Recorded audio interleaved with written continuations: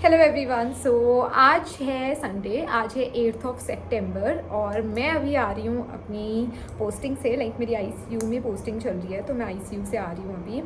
सुबह मैं गई थी 7 बजे। कैन यू जस्ट इमेजिन, आज संडे है एंड आज सुबह मैं 7 बजे गई हूँ एंड उसके बाद अभी 3 बजे वापस आई हूँ। दोपहर के 3 बज के मैंने खाना भी नहीं खाया है तो लंच तो अभी मिलेगा भी नहीं, कुछ कर नहीं सकते। 8 घंटे की शिफ्ट करके आई हूँ बट 8 बजे जो फ्री हुई हूँ ना उसकी भी मुझे खुशी है। आप समझ सकते हो कि कोई चीज़ कितनी हेक्टिक हो सकती है। इतनी भी हेक्टिक नहीं चल रही थी अभी तक मेरी, लेकिन थोड़ा मेंटली ट्रॉमेटाइजिंग है बहुत सारी चीज़ें, तो वो मुझे थोड़ा इफ़ेक्ट कर रही हैं। एनीवेज, अभी मैं सारी चीज़ें आपको बता चुकी हूँ। तो अभी 3 बजे आके भी मुझे बहुत खुशी हो रही है क्योंकि 3 बजे फ्री होना इज़ बहुत बड़ी बात है, क्योंकि 8:30 फ्री होते हैं। वरना हाँ, बीच में आराम कर सकते हैं, बीच में आपकी जगह कोई और है वहाँ पे तो उस दौरान आराम कर लो, लेकिन वापस फिर जाना है, फिर 8:30 बजे आओगे तो 8:30 बजे आके तो यार मैं इतना थक जाती हूँ कि मैं नहा धो के कुछ खा पी के और मैं सो जाती हूँ और सुबह उठ के फिर जाना होता है। सो वो मुझे बहुत ही हेक्टिक लग रहा था। तो आज 3 बजे फ्री हुई हूँ तो काफ़ी फ्री फील हो रहा है मुझे। एंड आज हम कुछ करने वाले हैं नया सा। तो नई चीज़ हम क्या करने वाले हैं, एक मेरी सब्सक्राइबर है, ठीक है, तो वो मुझे एक दिन मैं मेट्रो स्टेशन जा रही थी तो वो भी कहीं जा रही थी एंड उन्होंने मुझे फिर पहचाना। उन्होंने मुझे बोला कि मैं आपकी वीडियोस देखती हूँ एंड उसके बाद से हमने एक दिन हम तब मिले। फिर मैंने उन्हें अपना कॉन्टेक्ट नंबर भी दिया था कि कोई हेल्प चाहिए हो तो। एंड उसके बाद फिर इतनी बात नहीं हुई हमारी। फिर हम मिले मेट्रो स्टेशन पे। एक दिन वो कोचिंग जा रही थी एंड मैं मेट्रो स्टेशन पे बैठी हुई थी तो तब हम मिले। तो तब हमारी काफ़ी बातें हुई एंड उसके बाद ये डिसाइड हुआ कि मुझे उनके घर जाना है क्योंकि उनका घर पास में ही है, मेरे हॉस्टल के पास में ही है। तो आज वहीं जाने का प्लान है एंड जितना मैं व्लॉग कर पाऊँगी उतना व्लॉग भी करना चाहूँगी यहाँ पे। तो उसी चीज़ के लिए अभी मुझे रेडी होना है, ठीक है। I know ready so call ready कुछ नहीं होंगे हम। सुबह मैं नहा के नहीं गई थी यार, 7 बजे जाना होता है तो मैं मुंह धो के ब्रश करके इतना ही करके जा पाती हूँ।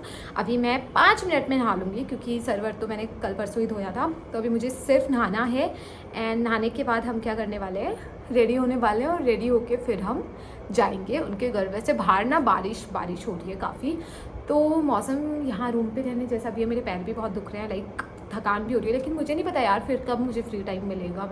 आज पता नहीं 3 बजे फ्री हुई हूँ तो आज मैं सोचती हूँ आज ही जाके आ जाती हूँ। एंड ऐसे कोई मेहनत वाली चीज़ तो करनी नहीं है, सिर्फ घर पे जाना है एंड उनसे मिलना है, उनकी फैमिली से मिलना है। तो मैं ठीक टाइम तक वापस भी आ जाऊँगी।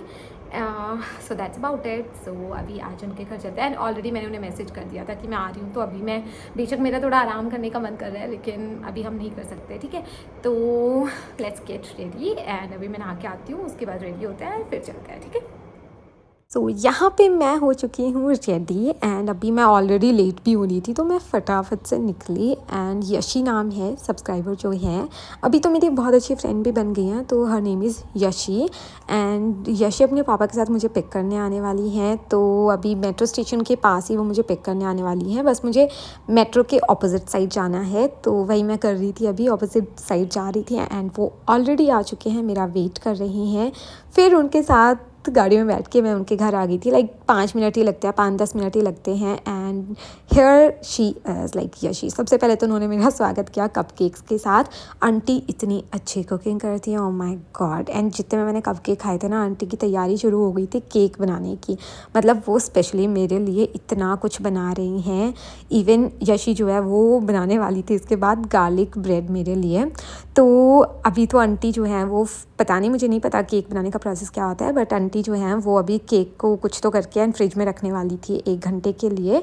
एंड इतनी स्वीट है आंटी, बहुत स्वीट लगी मुझे, इतनी अच्छे से बातें कर रही थी एंड मेरी तो काफ़ी अच्छी बॉन्डिंग भी हो गई है। उसके बाद यशी जो है ना वो गार्लिक ब्रेड के लिए जो डो होता है उसको थोड़ा रेडी करने रखा था, तो वही सब चल रहा था यहाँ पे। मैं भी उन लोगों के साथ ही किचन में बैठ गई थी एंड वहीं बैठ के हम इतनी बातें भी कर रहे थे। ऐसा लग रहा था कि बहुत टाइम से हम एक दूसरे को जानते हैं। आई एम सो ग्लैड यार कि मैंने ये यूट्यूब की वजह से अगर मुझे ये एक फैमिली एक अच्छी फ्रेंडशिप पे मुझे मिली है ना, तो वो भी मेरे मेरे लिए बहुत बड़ी बात है। लाइक अगर ये यूट्यूब नहीं होता तो मैं ये आज यहाँ बैठी ही नहीं होती, है ना। एंड मुझे बहुत अच्छा लगा मिलके, मैं सच बता रही हूँ, मुझे बहुत ज़्यादा अच्छा लगा। मेरे पास जब भी टाइम होगा मैं डेफिनेटली जाना चाहूँगी।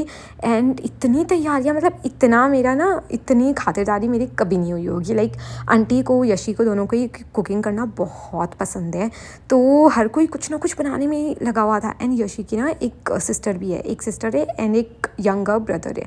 तो जो सिस्टर है ना वो अभी तो होमवर्क कर रही थी अपना, लेकिन उसके बाद उसने भी बोला ज़बरदस्ती कि मैं भी पास्ता बनाऊंगी आपके लिए, बट थोड़ा टाइम कम था इसलिए पास्ता तो नहीं बनाया। लेकिन मतलब हर कोई कुछ ना कुछ बना के खिलाना चाहता था। मतलब मेरे को सच में, मेरा छोटा सा पेट है, इतना सारा सामान मुझे मिल रहा था खाने के लिए आज। तो यार मैं तो काफ़ी ज़्यादा मतलब खुश थी यहाँ पे आके, क्योंकि हॉस्टल का खाना खा खा के मैं इतना पक चुकी थी।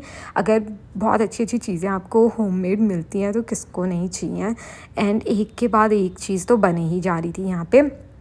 एनीवेज़ आंटी अंकल जो हैं वो भी आर्मी में ही हैं, तो आर्मी क्वार्टर्स में ही रहते हैं। एंड मैं इतने दिनों बाद आर्मी क्वार्टर्स की साइड भी आई थी ना, तो ये पूरा भी मेरे लिए फ्लैशबैक था। लाइक हम हमारे पापा के साथ जब रहते थे क्वार्टर्स में, तो वो वाली सारी यादें जो है ना वो एकदम ताज़ा हो गई थी यहाँ पे आके। एंड यहाँ पे आंटी लोग भी यहीं हमेशा से ही साथ रहते हैं, तो मतलब मेरे लिए वो भी एक क्वार्टर वगैरह में वापस से आना, सब लोगों से मिलना, है ना, वो चीज़ें गाँव में अभी नहीं होती हैं, अलग होती हैं। तो वो चीज़ें भी मुझे काफ़ी मतलब अच्छी लग रही थी यहाँ पे। तो क्योंकि एक साइड में आंटी रहती हैं, वो भी आई थी एंड उनसे भी मैं मिली, तो वो सारी चीज़ें मुझे याद आ गई जो मम्मी वगैरह की फ्रेंड्स आती थी। एंड हम लोग भी क्वार्टर्स में रहते थे। एनीवेज़ अभी तो मेरे पापा भी रिटायर हो गए हैं, तो वो चीज़ नहीं होती है, काफ़ी साल हो गए हैं। बट यहाँ आके ऐसा लग रहा था जैसे मेरी ही फैमिली के पास मैं चली गई हूँ। लाइक कुछ साल पहले जैसे हमारी फैमिली थी, बिल्कुल वैसे ही ये फैमिली है। एंड आंटी मुझे काफ़ी चीज़ें बता रही थी, काफ़ी चीज़ें मतलब शेयर कर रही थी मेरे साथ। एंड बहुत अच्छा लगा उनसे बात करके। तो किचन का पूरा बातें होने के बाद हम लोग आ गए थे बेडरूम में, तो वहीं पे ऐसे ही सब चिल कर रहे थे, मतलब लेटे हुए थे हम लोग। एंड यशी जो थी वो अपनी गार्लिक ब्रेड बना रही थी। टोस्ट बन गया, ये भी खराब हो गया। आज नहीं बनेगी गार्लिक ब्रेड। आज गार्लिक ब्रेड सब खराब हो गया। वैसे मैं E1 बनाती हूँ और आज ना सब ऐसे हो गया।